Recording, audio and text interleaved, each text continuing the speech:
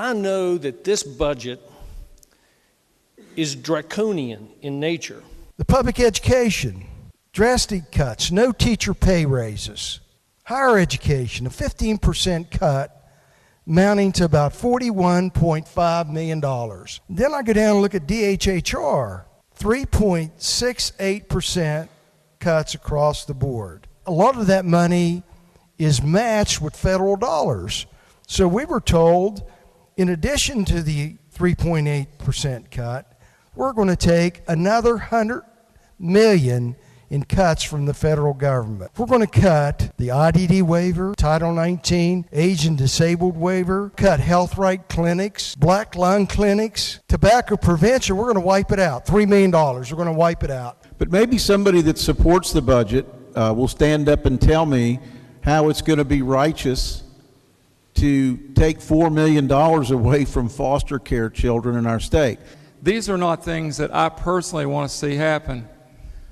It's a numbers game. There's many things that we're having to cut that is terrible, but it was luxury items that was added to our budget in years past that probably some more thought should have been put into.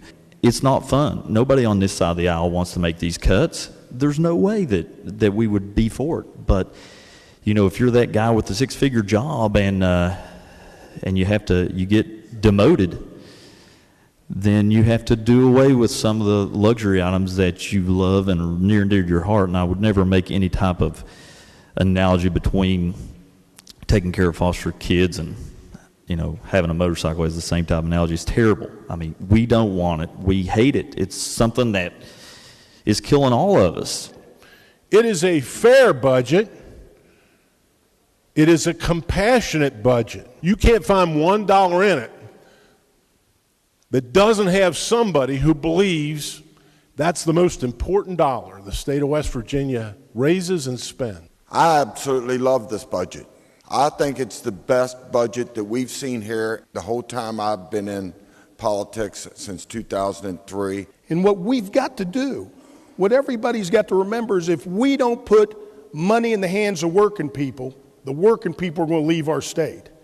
The working people that stay here aren't going to have any money to spend in our state, and demand is going to sag. And when demand sags, nobody creates a job. It's proven again and again that cutting taxes and stopping economic activity does not provide us anything. The $500 million in tax cuts that this body did prior to 2014 didn't bring one private sector job here. You need to create demand. We need to put the money in the hands of the working people. This budget does the opposite. I'm in my 7th year here in the legislature, and I can tell you in these 7 years, we've probably cut $400 to $600 million in taxes.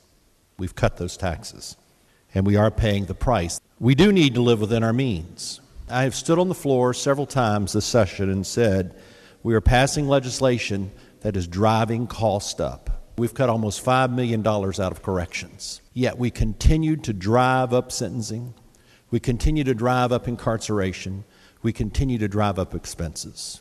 This budget relies on $80 million in property tax increases. So to suggest that we're not putting any more burden on people with this budget is ridiculous.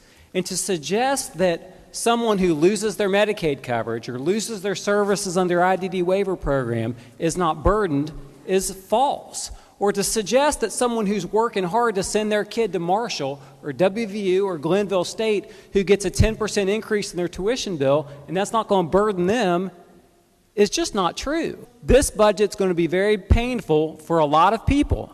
So to everyone out there who's watching, yes, this budget is going to burden you. It's going to burden you in many different ways. I understand living within the means, but there's also aspect of investing in our future.